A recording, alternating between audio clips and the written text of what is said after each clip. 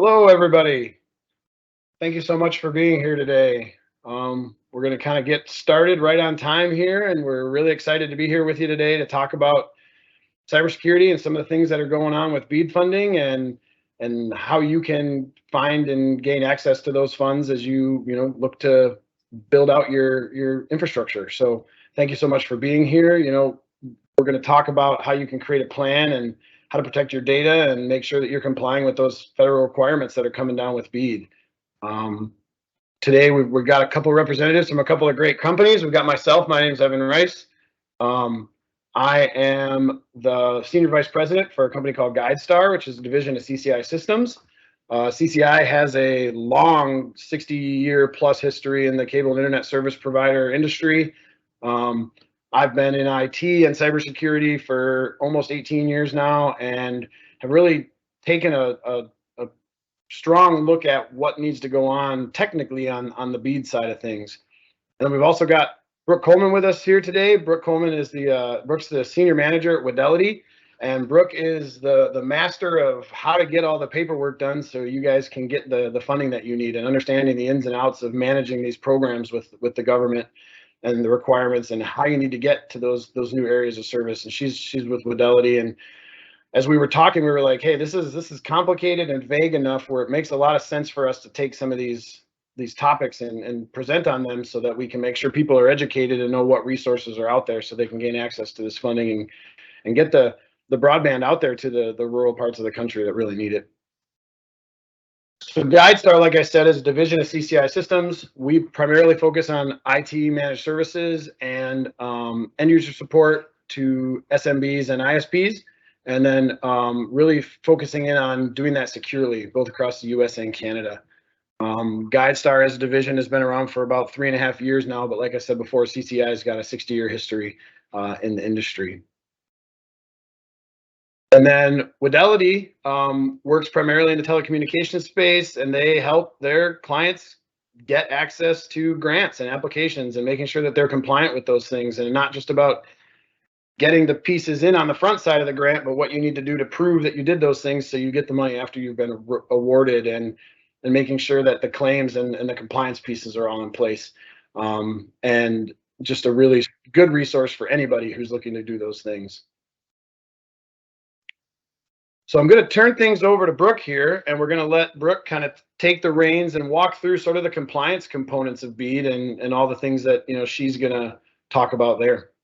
Brooke? Yeah, absolutely. Yeah, thanks for having us on today, Evan, and happy to be here and talk about BEAD and the compliance requirements that go along, all the things that go along with applying for grant funding. And like Evan said, I'm from Widelity. We are government funding consultants and help our clients apply to and then stay compliant once they win and receive their reimbursements so that you can actually do your projects. So yeah, happy to be here, and we're going to take a dive into cybersecurity requirements and the specifics of that for BEAD and grant applications. So, just kind of starting off, nowadays, cybersecurity is obviously a necessity. It's not only to keep our networks secure and our customer data safe, but now it is also required for federal compliance. The government has stated that cybersecurity is required to protect critical infrastructure. Well, critical infrastructure historically has been, utilities like electricity, water, sewer, etc. But more recently and more widely because of the pandemic, broadband now falls into this category of critical infrastructure. So what that means is we need to secure and protect our broadband networks too. And, the things I talk about today, you may be doing already in your networks, but just to, we are compliance experts. So just to ensure and be, sure that you're keeping up with the requirements, we're going to go through a lot of those various cybersecurity requirements. And they're good things just to do in general to keep your network safe, but they are also going to be required for BEAD if you're planning to apply to that program. So if you're interested in applying to BEAD, you're going to be required to have a current cybersecurity plan. And this is a new requirement for grants, specifically this BEAD grant.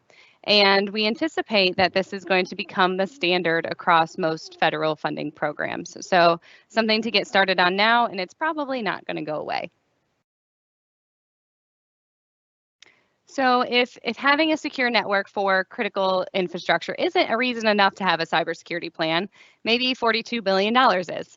But before we get down into the specific cybersecurity requirements for BEAD, I want to take a moment to set the stage and what is BEAD, just to make sure we're all on the same page, talking about the same program, because there's a lot of different broadband funding programs out there nowadays. So just to ensure we're all on, starting at the same first base. The BEAD program is the Broadband Equity Access and Deployment Program to provide reliable, low latency broadband access to unserved and underserved areas. So the way this program works, it's coming from the federal agency, the NTIA, and funds are being funneled down to the states. States are going to be creating and setting up their own grant programs that you as an internet service provider can then apply to. So each state's going to get $100 million flat across the board. And then in addition, there's going to be additional money given out to the states based on a needs-based formula that's connected to the FCC maps. And so those amounts, allocations is what they call them, will be announced on June 30th, saying the specific dollars that each state is going to be allocated for this program. And so this, the whole point of the BEAD program is to ensure that 100% of Americans are connected to high-speed internet. And that's a big feat. $42 billion is a lot of money, but is it enough to connect everyone? That is kind of the great debate that is happening in the industry right now. And then just the last note on BEAD, there is a 25% match requirement at a minimum for applicants. So just kind of high-level overview of what the BEAD program is. And now we're going to go into the specific requirements. So the specific standards are based on the NOFO. A NOFO is the rules that govern the BEAD program. So in that NOFO, it's 98 pages, I believe. It states that applicants must account for cybersecurity, have a risk management plan, and be operational if you are providing service. So you must reflect the NIST framework, which I'm going to talk about here in a minute, as well as this Executive Order 14028. Again, if you have no idea what that is, that's okay. I'm going to explain it in a minute. Your plans need to be updated, and you need to make sure that third-party facilities are implementing similar standards. So you only need to, your plan in place if you are currently providing service. If you're upgrading a system with your BEAD application, you have to have a plan that's operational. If you are building an entirely new network, you only need to show that you're building a cybersecurity plan and that you will implement that plan upon activation of service. And so taking a look on the side there at the grant phases and how this is going to be rolled out, in the application phase, you're going to have to attest that you will meet these requirements, say and show that you have a cybersecurity plan. In the award phase, you will have to submit the plan before you can get the funds. And then in the post-award phase, any changes that you make to this plan must be submitted within 30 days.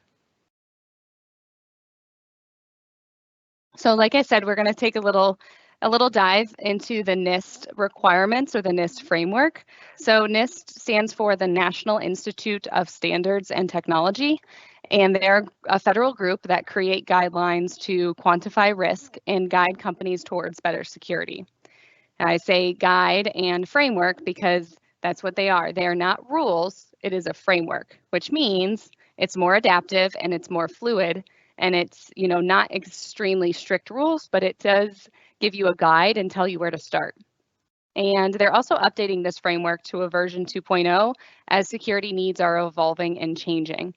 So right now, this is, I think, version 1.0 of the framework. And there's a lot of documentation on their website, which will be linked at the end in our resources section. But here's kind of the highlights. So NIST has a 3-aspect approach, which starts with the framework core, which is basically analyzing where you're at. Then you move down into the implementation tiers, which is determining where you need to be, which is evaluating what services you offer, how deep your security needs to be. And this depends on what type of information you're handling, if it's social security numbers, if it's health records, or if it's simply emails. And then you have the framework profiles, where the company evaluates their unique needs, the security requirements, your budget, your technology needs, and how you can obtain the cybersecurity results considering all of your company all your company variables. So finally, these 5 functions are how they, as in the NIST, break up the process. So think of it as a life cycle of maintaining your security. And these 5 functions is a good outline for you to utilize in creating this cybersecurity plan. So from a grant compliance perspective, when you're applying to BEAD, it might be helpful to use these 5 functions as an outline to write your cybersecurity plan in these terms. So kind of the basics is you want to identify how you will identify cybersecurity issues, protect what you have, how you will detect a problem, how you respond to a threat, and how you will recover from a threat or from an attack, sorry. So that's the NIST framework. And now we're going to take again, just a little dive, not too deep, but kind of surface level on the Executive Order 14028. Reason being is it's listed in the BEAD NOFO, and it's something that I did not know about until we had to learn about it because of the rules. So you may have never heard of it, but it is in the BEAD NOFO, and so we want to address it. So 60 to 70% of this order is about federal agencies improving their cybersecurity. But there is a small section about how the government wants to improve information sharing between private companies and agencies, so that if one group is attacked, they can alert the entire community. So essentially, the goal of the order is to improve communication to stop attacks early. And what the executive order does is it encourages companies to collect and preserve data on perceived or potential threats. It then share that information with government agencies like the Cybersecurity and Infrastructure Security Agency, which is CISA, and the FBI for an appropriate risk evaluation. They essentially want more communication so that threats can be reduced early. They also want an advance towards zero trust architecture. If you don't know what that is, that's okay. I'll explain that in just a minute. And they also encourage NIST standards compliance.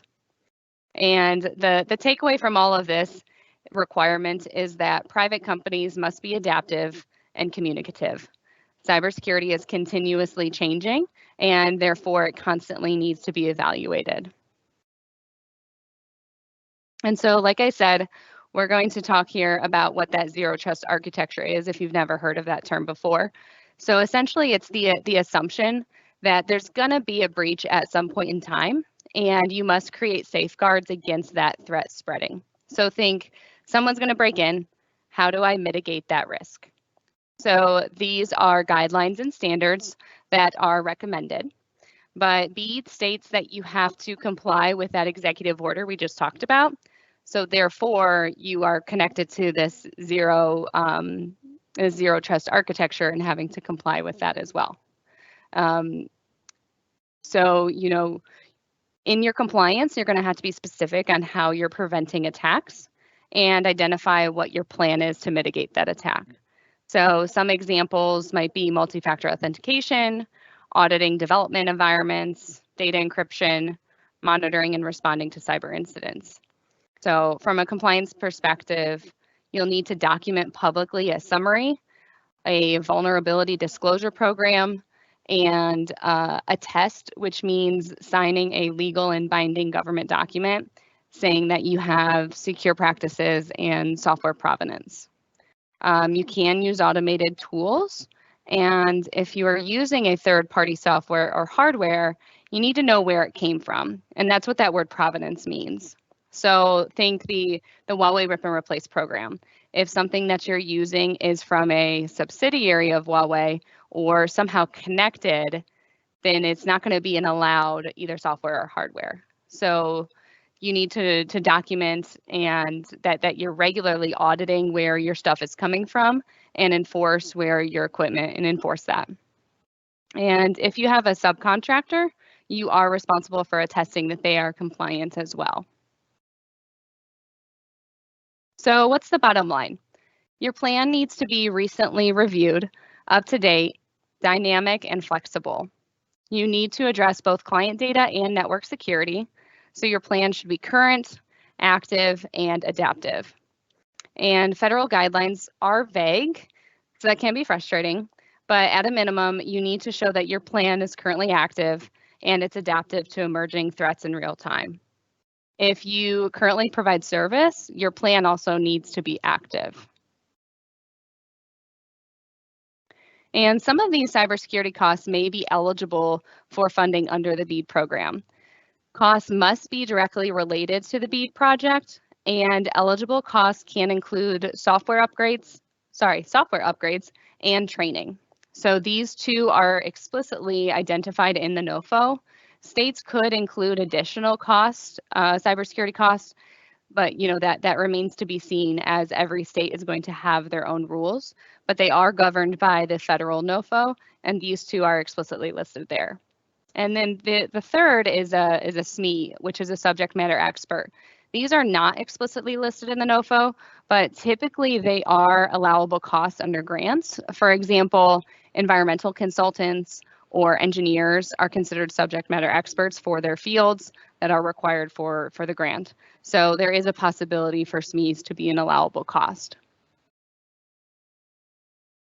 And so as a BEAD applicant, you will be required to attest, again, that means signing a legal government binding document, that you have a plan currently active, or that you are ready to deploy this plan as soon as service is available. If you want to seek funding for these costs that I mentioned on the last slide, you will need a narrative describing the cybersecurity efforts and why the cost is required for the project. And just a general reminder that BEAD funds will likely be on a reimbursement basis, which means you must keep your documentation, your receipts, your quotes, your POs, etc., in order to receive that reimbursement. And finally, you will need to attest saying that you are compliant with the NIST standards, the Executive Order 14028, and you have a plan that is up to date. You're currently operating on that plan, or you plan to deploy that plan once your service is up, and you are committed to continued maintenance. So let's talk about timing. How does all of this cybersecurity prep work line up with the BEAD program timeline? When do I need to start thinking about my cybersecurity plan? Well, like I said earlier, state allocations are going to be announced on June 30th. States are going to submit their initial proposals to the NTIA anytime between July and December. And then once those are approved, that's when grant programs can open up. So this could be anywhere from October to December of this year. That's going to be for some early states. And then for a majority of the states, it's going to be Q1 or Q2 of next year. There also could be multiple rounds of BEAD applications. So that's something that's going to vary by state. But you must have a cybersecurity plan in order to apply. And sometimes this can take up to 6 months, which is why we have Evan here as the expert from GuideStar to discuss what your options are in order to meet all of these compliance requirements that I just went over. So now I'm going to hand it to Evan to help you break that down. Thanks, Brooke. Appreciate it. So yeah, really when it comes down to getting into the nuts and bolts of what's going on with BEAD, it's the nice thing about NIST is that it's a little vague, and the bad thing about NIST is that it's a little vague. But in so much that it is vague, the most important thing is to have a plan and to stick to it. Work within that component, make sure it's documented and that you're doing what you said you were going to do. So the federal guidelines are there, but when you create your guidelines, they should be clear for your business, clear for your company. And that makes it easy for you to attest that you are doing those things. Brooke talked about kind of the 5 components of NIST with the identity, protect, detect, respond, and recover. And I'm going to kind of work through those in a little bit different way because there's a lot of overlap from technical controls in those areas where you can get a lot of bang for your buck as you move towards planning how you're going to do this. But really at the high level, most importantly is make sure it's written down and it's understandable by you and especially the people within your business who need to operate it. Make sure you have an internal audit component. So there's somebody grading the homework inside the company who can say, yes, we're sticking to this and can kind of raise their hand if they're not. And then that supply chain component that Brooke talked about for your hardware and your software and your subcontractors is another really important component to make sure that you're keeping that documentation going, because you can have the best cybersecurity in the world, but if you introduce, gray market gear or a piece of software that's not secure and gets hacked, it can poke holes in your infrastructure. And that kind of leads to that zero trust component that Brooke spoke about earlier.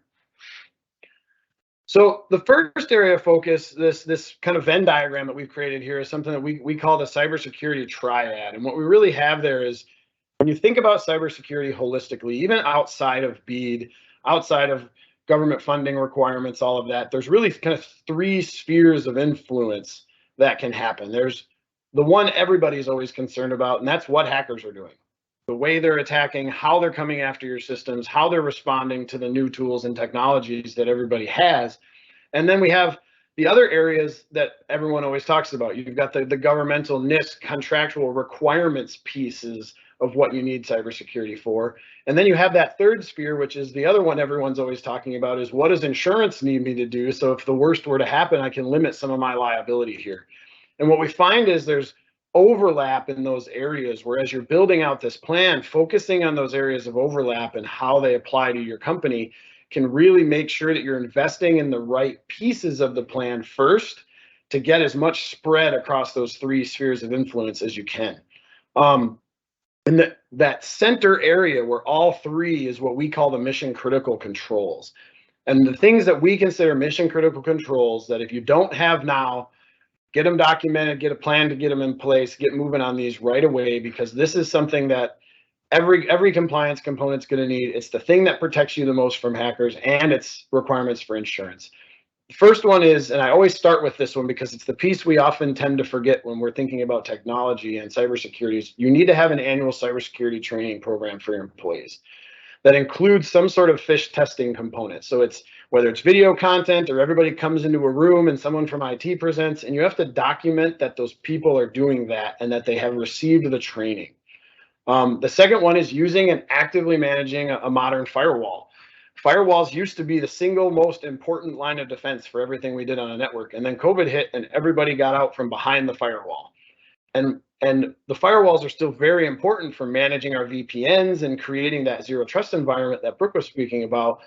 But with that, there's several other things that have kind of become almost, as important as the firewall. And those are the kind of the next three sub bullets there. The multi-factor authentication pervasively across your environment, and making it what I call strong multi-factor authentication. The old days with the question and answer. So multi-factor is really kind of, it's something which is a username and password. The problem with usernames and passwords are if you know them, somebody else could know them. It's something you are. It's biometrics or your thumbprint or your facial recognition. It can be where you are. You can restrict logins to a geography. It can be something you have, which is what a lot of us use. It's those authenticator apps on our phones or getting a text message. All of those things, the more of them you have in place and the more factors you have, it can be the device you're logging in from. All of those different factors make it harder and harder and harder for someone else to pretend to be you. And that factors into that zero trust component. Advanced email protection. All of the paid for email providers out there today have really good phishing email detection algorithms, and they're getting better all the time. So making sure that you're actively managing your email and the settings on your email and activating those advanced email protections is a really key one. And with that comes the security filtering. Making sure you have comprehensive system data backup recovery. And there's always that debate to cloud or not to cloud, and if you're on-prem or you're off-prem. The big thing about backup that I'll say is, and I am a proponent of sending your backups into the cloud if you're comfortable with that, but don't keep your backups on the same system. Say you're in a virtualized server environment and you've got a big disk array and you've got all of your your VMs writing all of their stuff to this big disk array. Don't keep your backups on that same device. If you aren't going to send them to the cloud, keep them somewhere else. The big thing about backup and recovery though too is you have to make sure you're scanning your backups, because hackers are patient and they know most people keep 30, 60, 90 days of backups, and they'll get malware into your systems and wait to activate it. till they think it's gotten to all your backups. You need to be scanning your backups. And then you need to be doing periodic test restores from your backup. The worst thing that could happen is you think you're taking great backups all the time. You get ransomware, you're like, no problem, go to restore, and it drops, it doesn't restore, it drops off. So your IT department needs to have a component, not just the technology in place and taking backups, but the ability to test those backups, scan those backups, and make sure that they're going to work when you need them. I think about it like this way. It's like making sure that your spare tire has air in it. You know, how many people check the air in their spare tire? I don't. If that thing, I'm just going to trust it's going to work and hope there's enough air in it to get me to the gas station. But this is kind of making sure you've got air in your spare tire. The next one is becoming more and more important, especially in the last year, and it's kind of moving away from traditional antivirus on your endpoints and your servers and moving more to what they call an XDR, or even better, an MDR approach, which is managed detection and response. It's a level of antivirus detection that allows people to manage that automatically. There's a lot of automated things where it can quarantine viruses, it can detect viruses, but even better, it can alert people in a SOC or like folks on GuideStar's IT team to respond to those things if the software doesn't know how on a 24/7 basis. Hackers will also wait to the middle of the night to do things and let systems creep, and the idea that just because you're not working doesn't mean they're not working type of a thing, and systems are on all the time. So MDR is kind of the next step in antivirus, and it's not particularly expensive. Oftentimes what you're paying for antivirus can go a long way to getting you an MDR solution, and it's a pretty fast install. This one's pretty easy to come around the end on. And then the last mission critical control is you really need to make sure that you've got a good cybersecurity insurance plan in place. And cybersecurity insurance has changed so much over the last 5-6 years. It used to be that cybersecurity insurance was more about third-party liability. It was if your subscribers gave you a bunch of personal information and that data got lost, what could you do from an insurance standpoint to make them right? And that's changed so much because now with ransomware, it's about first-party liability. You're getting extorted for money that you want to get back. And understanding the controls that insurance wants you to have and what kind of sub-limits and sub-riders you're getting on your cybersecurity insurance. And also, and as a supply chain component, as you work with other people who are working in these government frameworks, they're going to be required to make you have cybersecurity insurance as well. So that little bit of overlap there on the supply chain piece is really important on the insurance. The next place that that I really want to talk about, in as an IT person myself, this is the part of this process that is most difficult for me naturally, and I know Brooke and her folks love the documentation part. They're so good at that. And as a guy who just wants to play with things with blinky lights on them, this one's tough for me. But making sure you've got your documents lined up and that you've really looked at the controls and mapped them to how you're going to handle that. And it doesn't have to be verbatim. You don't need to go download the NIST 800-171 guides, which is so government oriented, it'll make your head spin. But it's understanding the intention of those things and making sure that you're documenting how you are going to handle those, and that falls within the spectrum of best practices. And then if you decide to deviate too much from that, you have a business justification for that or a rationale for that you can talk to. The other big thing is it has to be a living document. This is not something that you can one and done.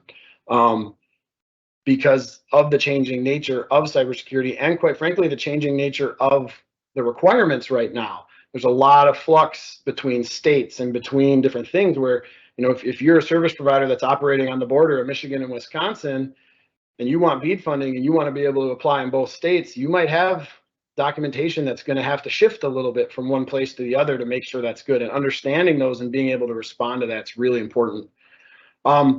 The communication mechanisms are so important, but not just the reporting stuff that Brooke talked about for the executive order pieces.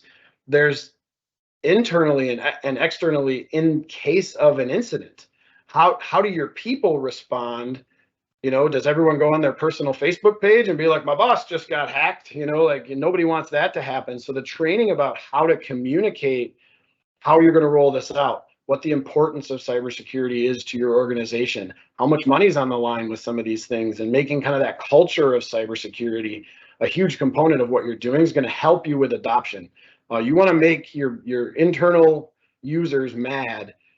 lengthen the minimum requirements for a password from say 8 to 14, right? There's just change management things within an organization that you have to be aware of, and they don't cost a lot of money, but they can make this take a long time to implement if you've got that kind of cultural resistance.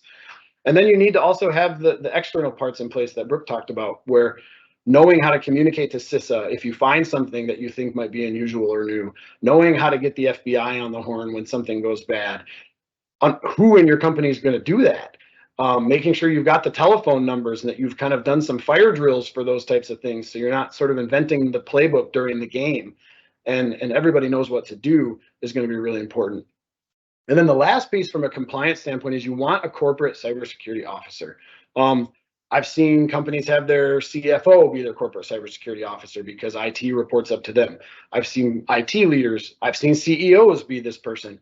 But really what this is this is the officer who's that internal person who's the watchdog for the compliance of this, who's the person who's going to put that cybersecurity hat on during any conversation and say, is there something we're risking here internally or externally from a cybersecurity standpoint? And that person would generally not be, doesn't need to, it's usually an executive, and they're not necessarily the person running the internal audits, but they're the ones who are making sure the internal audits are being run, that the IT is kind of checking in on itself, or if you have a compliance or risk management department, that they're checking on themselves. And then if possible, getting annual third-party assessments, pen tests, or cybersecurity assessments from different compliance groups out there. So as we talk about the changing landscape, we get into a little bit about looking at tools to cope with how dynamic this can be. And one of the big things that you're going to want to do, and this has a lot to do with the supply chain components, as well as making sure you're not accidentally introducing threats into your environment. The big one is establishing an enterprise architecture team. This can be, for a small company, this might be 2 people. At a larger organization, it could be as many as 15. But really what that enterprise architecture's team's job to do is to look at your physical infrastructure with all of your hardware, look at your software infrastructure every year, and then look at any new tools you're looking to onboard, as well as subcontractors, and butt them up against your standards. If you're going to bring in some new big Cisco router, or you're going to bring in something from Nokia or one of the other big guys, does this fit into your architecture? Are those vendors following the cybersecurity rules that you are? Are you bringing it? You're going to bring in a piece of monitoring software. Are they secure? Are you going to hand those things over? And what are your standards, and how do you make those decisions? And be working through those on a regular cadence. And I'll tell you what, it's amazing what you can find out about companies that are out there that are doing business every day, and how much they don't have in terms of documented cybersecurity best practices and things like that, that these enterprise architecture teams can come up with. Another thing is that as you're rolling out changes in your own environment, having a formal change control program. In the cable internet service provider industry, for many, many years, outages and truck rolls are the worst things ever. We lose money on that all the time. So system uptime is the most important thing. And where that tends to conflict with cybersecurity best practices is the proactive patching components, because you're not going to do a reboot on something if it's not broken and it's passing data just because there's a new manufacturer release necessarily, or just because there's a known vulnerability out there. So making sure that you're integrating change management and change control, and you're going to have to maintain these devices more often than has been historically true. And that can be a challenge. It can make, NetOps guys on your outside plant just go crazy trying to keep up with all the changes and making sure that you're scheduling and announcing things actively. But when you're doing that, that's where you really get the bang for your buck. And if you can overlap your operational maintenance with your cybersecurity maintenance and do it all at the same time, scheduling wise, you can really build an efficient program around that keeps your speeds up, keeps your plant healthy, and protects it from outside threat. And then the last piece is kind of about active threat intelligence collection and monitoring. So this is about having proactive scanning and vulnerability remediation on your network, your devices, your software. And so continuous vulnerability management and SIM software that's looking at everything that's going on in your environment and detecting those things and pulling that intelligence in, and then creating remediation plans for those is hugely important to keeping your environment healthy. having tools that can scan and give you the known list of vulnerabilities, and coming up with a remediation plan and SLAs that you can live with will help to keep your network more safe as different vulnerabilities, new ways that hackers are accessing are coming in. So as we look at the incident prevention and response kind of part of the triad, vulnerability management and remediation, I talked about that a little bit, but that one becomes even more important on the incident prevention side. One of the big ones we see here is something we call secure baseline. So making sure that as your equipment is coming into you, before it goes into the field, it's scanned in a safe environment for known security vulnerabilities. It's not going out with default configs or ports open that it doesn't need, or manufacturer passwords on it, that you're taking some sort of tool. There's plenty of them out there, different tools that you can get to scan that device while it's in your pre-stage environment to make sure that it's installing secure. Or if you're putting a new server out there, having a secure baseline, we call them golden masters, where it's these, there's just secure installs of whatever OS, pre-approved company installs of Linux or Windows or whatever you happen to be installing on that server, to make sure that you're not, by putting new things into your environment, you're not introducing new risk. Password standards and management. This goes all the way from password length to complexity to having MFA, but it's also having privileged access management for your administrators, making sure that you understand how the people that have the real keys to the kingdom are accessing that, logging that information, and making sure that you're able to manage those people as well. And then having a documented incident prevention, incident response process with what we call the fire drills. I always call these the Dungeons and Dragons sessions, right? It's the tabletop exercises where you walk through scenarios so that everybody knows what their job is. What happens if this system were to get ransomware? What happens if this system were to get DDoSed and go down? What happens if this section of the gear becomes unavailable for whatever reason, or we lost this data, we lost this sensitive data? Who's responsible for what? How do you do that?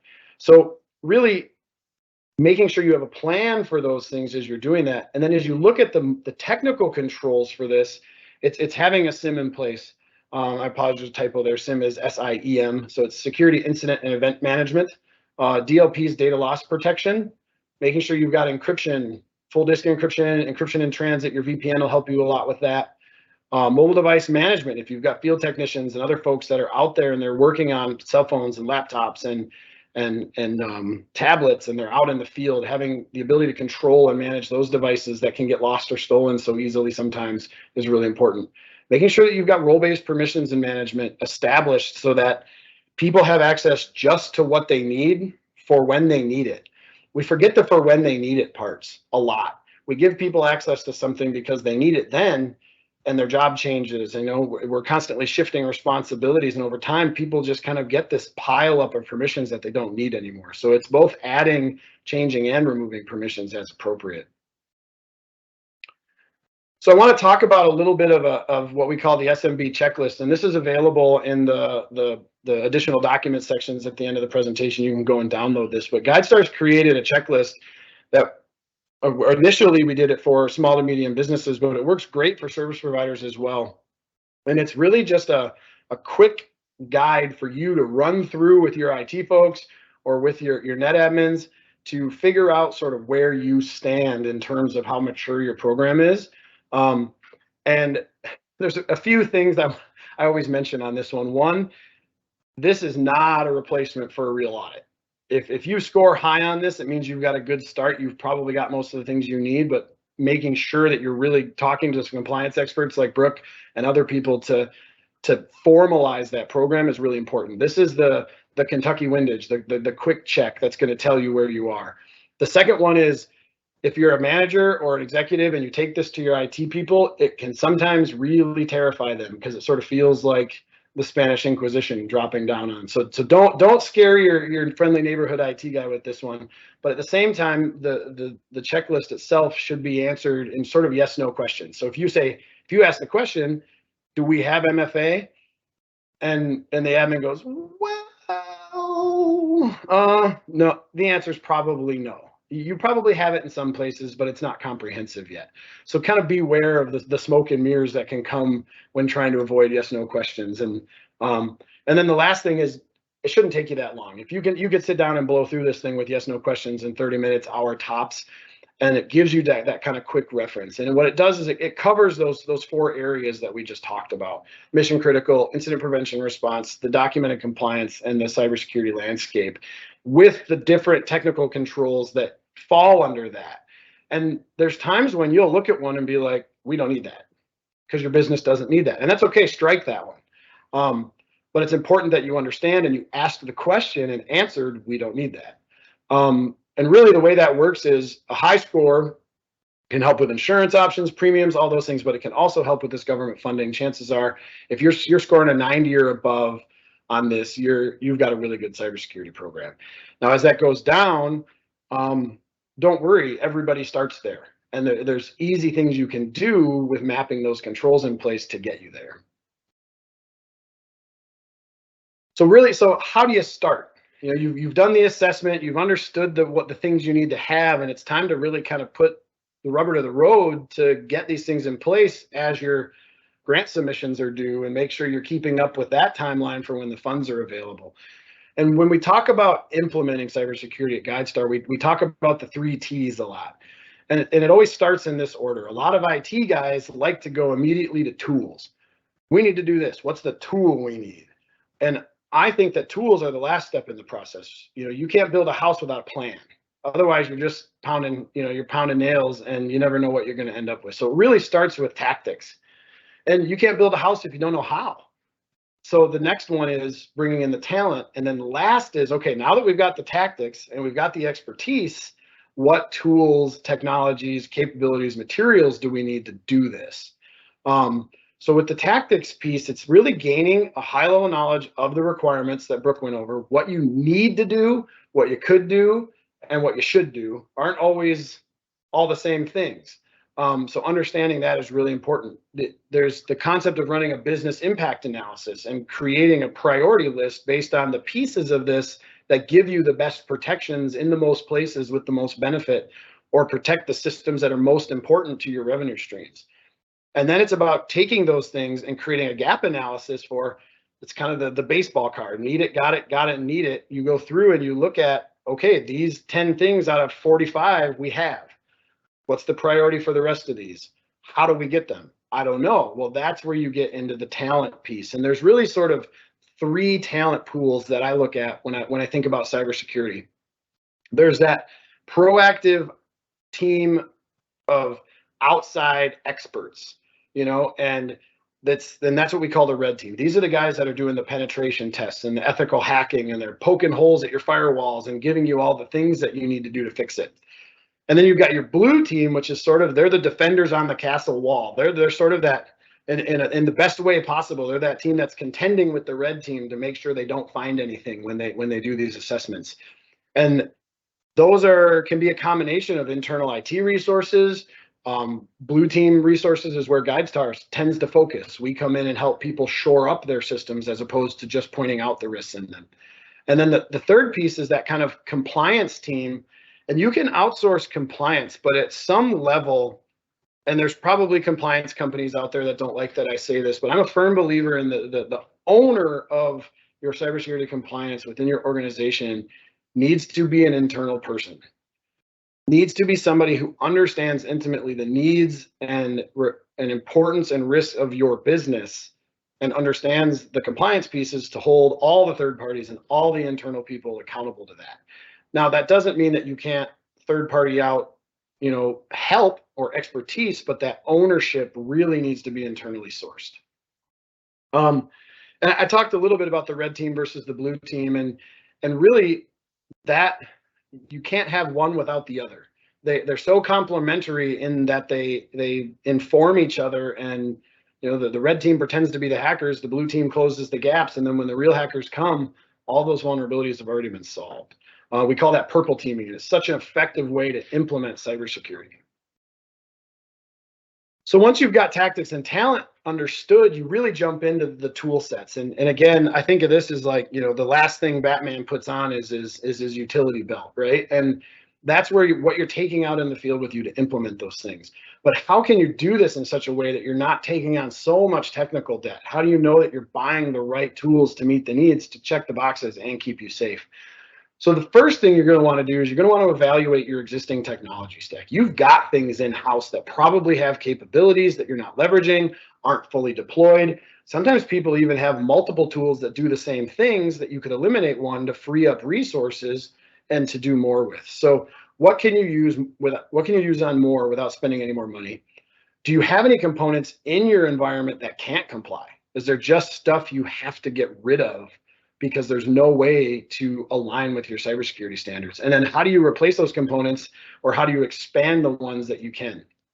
Technical debt, we work with a lot of customers who, when we go in, through no fault of their own, over time have purchased and bought things, or maybe IT wasn't centralized, so one business unit uses something and another unit uses something else, and they end up with 2, 3, sometimes as many as 4 or 5 things that do the same thing. And with cybersecurity, smaller technology stacks means there's less to protect. So if you think about a footprint of an organization through their tool sets, fewer tools means fewer things you need to protect. And then also less compatibility issues with the tools you choose to buy to protect them. So it really comes into place where you need to make sure that you're eliminating as much technical debt as you can, ensuring that you're not bringing on more technical debt, and that often those savings can help offset the new tools that you do need to bring on board. And so it's about identifying those new tools, using that business impact analysis, using things like the third-party analysis or a penetration test to inform you on that. And this is where third parties can really come in and help a lot, I think. Those of us that are in the cybersecurity space, many of us have played with just about every tool that's out there, and we know where the overlaps lie. We know where the kind of unseen benefits are, and we can help advise. GuideStar isn't a software or hardware reseller, so we have no stake in the game for which vendor you pick, but our advisory services help you choose the ones that are right for you, and then we have partners that we can get you to get those things purchased. And that's an approach that works really well. And if your internal IT department has that same kind of knowledge, then you can leverage them to do those things. But those new tools are, maybe you need to bring in an MFA tool. Maybe you need to get a continuous vulnerability management program stood up, and you're in the cable space rather than the fiber space. And can your scanner that you pick actually scan a CMTS or an ASR 9K? So how do you make sure that what you're looking at, the tools actually work within a service provider footprint? Because there's a lot of tools out there that don't know anything about this industry. So the biggest question everybody has is, how much will it cost? And the very politician answer I have is, well, it depends. The assessment and the onboarding new tools and the personnel are really the 3 pieces that are going to cost money. The biggest expense you're going to see is the labor, because the people and the expertise is what is really going to drive security for you, and should drive security for you as you move forward. Depending on where you're at in your cybersecurity journey and the size of your organization and the size of the plant that you have, or the size of the plant that you're going to build, initial compliance can cost anywhere from $15,000 to implement to $200K to implement. And then ongoing maintenance, depending on the software licensing and the labor and the services, can be anywhere from $10K to $125K annually. And we kind of stayed with smaller organizations in that model. As those organizations grow, you're going to see that grow as well. And this is why I think really examining your technical debt becomes such an important component of this, because those aren't small figures. $200,000 to implement and $125K a year ongoing to manage is not insignificant for a small provider or a new provider to manage long term. So looking at your technical debt and being really smart about what you buy and getting more bang for your buck and leveraging the capabilities that are built into your hardware and other monitoring components really helps to keep that price tag down and limit your exposure at the same time. So that's kind of my wrap up on the technical pieces, and really just kind of, this is our little plug at the end. But Widelity spends Widelity spends all of their time working with compliance and doing all of that with their expertise, and they know how to make sure your applications have the best chances to get this government funding, and they know how to navigate when to submit, what pieces you need, how to do the attestation, all the timing, all of that. And as someone who's filled out a few grants in my days, I don't know anything about that stuff. So Brooke and her folks over at Widelity are great with that piece. And then GuideStar, really what we do is we have a real light assessment that we can start with to kind of take that checklist that we give you to the next level and give you a baseline. And then we also have implementation programs that we do working beside your internal IT department to help ramp up the delivery of some of these tools and kind of the way we do things that's innately secure to kind of show you how we do that. And we can adjust that into your existing plant, or we can go live with you as you bring that in. So if you ever have any questions about the technology, or if you're not an IT person and the technology parts of this discussion were completely baffling to you, please reach out to me. I know Brooke feels the same. And I guess at this point, turn it over to any questions anybody wants to put into the chat. Happy to spend some time answering questions.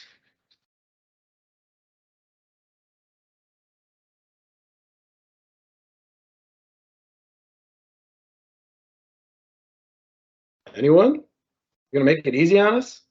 Well, that was great, Evan. It was super informative, and all the practicality of, here's all the government funding. This is all the compliance things that's needed to apply. And then, you take it into what do you actually need to do? What does this mean for my network and for my company? So I learned a lot from that too. So thank you. Yeah, absolutely. And I always learn a lot about the different pieces. Like I wasn't aware that the executive order was a component of it. I knew about the NIST piece until we started talking, Brooke. And that's what's crazy is you think and the new thing comes out and it's got a new set of changes, and keeping up with it can be just as challenging as anything else. Yeah, it's a 98-page document, and it's just one sentence, and that one sentence can mean a lot, and there's a lot to infer from that one little sentence. Absolutely. Any other questions, concerns, thoughts? We're coming up on the hour here. We want to be respectful for that, but if anybody has questions, happy to answer them now. The other thing I'll say is Brooke and I are both available for follow-up. Our contact info is on the screen right now, and the presentation here today will be available for download after we wrap up here and get that published. We've also got some links in here that you'll be able to, in the follow-up documentation, to get to our checklist and some of the references about executive order and the BEAD information in NIST, and also just some access to GuideStar and Widelity's websites. Brooke, any kind of last thoughts?